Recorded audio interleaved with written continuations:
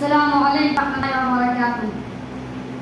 సోదరా సోదరులారా, గురువుజీ చెబుతున్నాను, నేను ప్రశ్నకి హదీస్ పంపిస్తాను.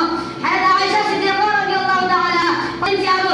హజరత్ ముస్తఫా సల్లల్లాహు అలైహి వసల్లం గారు నేను అలా అడిగాను.